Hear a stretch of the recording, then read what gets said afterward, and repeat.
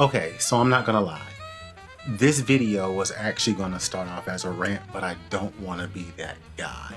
So instead, what I want to do is I wanted to engage you in some more conversation and some questions to get us to thinking about what it is that the Black imagination can give us or have us do. So I was looking at a video that a friend of mine shared, and it was called something along the lines of how capitalism has ruined hip hop.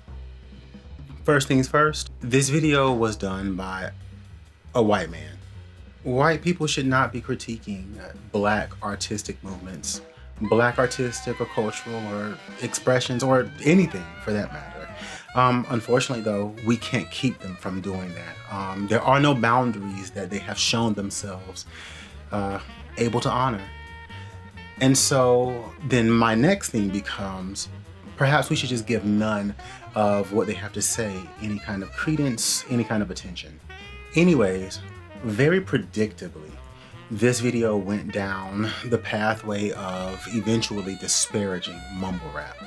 And I know that there have been a number of individuals who have come out against to critique or even say that mumble rap is sort of a low point in the history and the evolution of hip hop. But I would like for us to think about it a little differently. So a few years ago, I decided to practice Black love in a very different way. I believe that it's Lewis Gordon who said that there's nothing radical about being Black except wanting to be Black. Black love is a thing that is often spoken about. It is a way that we engage each other, oftentimes thought about in a very cis heteronormative kind of way. But for me, Black love is the extension of ways of thinking about Black people, ways of honoring and regarding that which comes out of us. The things that we do, the things that we say are our manifestations, our expressions, our culture. And while admittedly, I'm not the biggest hip hop listener, I was very interested in why it is that this particular genre, this particular manifestation of hip hop was coming under fire so much. So I started looking into it. Before we go into this, however, I would like for us to actually revisit another time in our musical history when actually a lot of the same things were being said, except this time mostly by white people. So after the swing era in jazz, we had a movement. And this movement was brought to us by people like Charlie Parker, Dizzy Gillespie, Miles Davis, and eventually people like Ella Fitzgerald. And this came during the 1940s in the Bebop Era. And this was a movement that saw all kinds of radical changes happening within jazz. Rhythms and tempos became a lot faster. As a matter of fact, we see people like Max Roach, the legendary drummer, who emphasizes, instead of the bass drum, the ride cymbal, in order to allow the drum to become a more integral part of the actual ensemble. We see a lot more improvisation.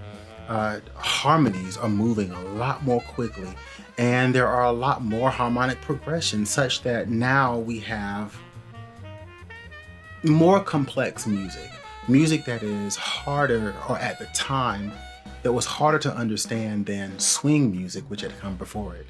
It was said that this music was undanceable. Of course, we know who was saying that. This era of jazz music saw the rise of the dandy. So we had individuals like Dizzy Gillespie and Miles Davis who sometimes were said to act a little effeminate. Very, very well manicured, very fastidious about the ways that they dressed. Kind of what we might say is dainty acting. We also during this time see the rise of scat singing, and probably the most famous person for this is going to be, of course, Ella Fitzgerald, but other people had done this as well. Louis Armstrong, Cab Calloway. At this point in time, we also see jive talk. And jive talk was really slang of the day, said to be by certain linguists of the day, the language or the slangs that come out of Black prostitutes, pimps, criminals, and the jazz scene. So much so that Cab Calloway actually was the first person to do a slang dictionary, and he created a dictionary for jive talk. So my practice, a part of my practice of Black love, is assuming Black brilliance. Assuming that anything that comes out of us, that is truly of us, does so for a reason. And that it's something that we should interrogate, something that we should look at a great deal more critically, something that provides for us possibility, realms of being and behaving and doing and thinking that will allow us to build the kinds of worlds that we want to build for ourselves. What both the Bebop era and the Mumble Rap era signal to me is the insistence of Black people on unintelligibility. So much of what we work for and so much of what we try to gain is this ability to be interpreted, to be understood, to be seen, to be read. But with so much of the work that Black people will end up having to do in order to truly gain freedom, maybe unintelligibility and the inability to be interpreted or deciphered is actually something that we need to be thinking about more, something that we need to be utilizing more. Most of our revolutions have taken place under the veil of darkness. And Black people, like none other, have come up with codes and signals and symbols and ways to communicate with one another that nobody outside of us generally can understand. I think what these musical movements do is they place less importance on words and being understood, and they place it more on the vibe. Black people are vibing people.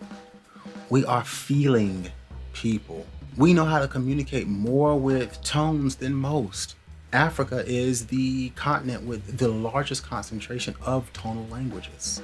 And so it would make sense that it's not always the words that carry meaning for us. That sometimes it's just the feel, the beat, the vibe.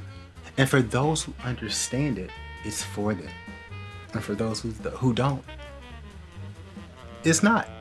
And so maybe not being understood and maybe not being able to be put into these categories of gender, these categories of sexuality, these categories of being understood and put into boxes and terms and identities that do not belong to us. Maybe we are being given a model through bebop, through the spirituals when they used to say, hum, so the devil can't understand you. Through mumble rap, we're being shown a different kind of freedom. Actually, I would say we are being shown freedom, or at least a pathway towards freedom. One that does not require us to continuously seek validation from people that aren't us. This allows us to say that we are the ones that matter to one another, and that we know and we can hear and we can feel each other, instead of us having to make everything so obviously interpretable to other people. Gil Scott-Heron said that the revolution will not be televised.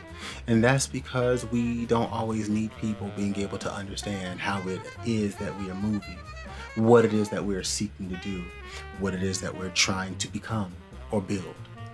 And so I would like for us, one, to stop shitting on mumble rap, honestly.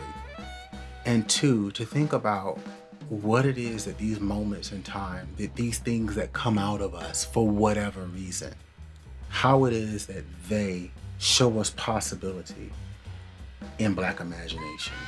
So I would love to hear your thoughts. Make sure that you comment, like, share, subscribe, so that we can continue this conversation.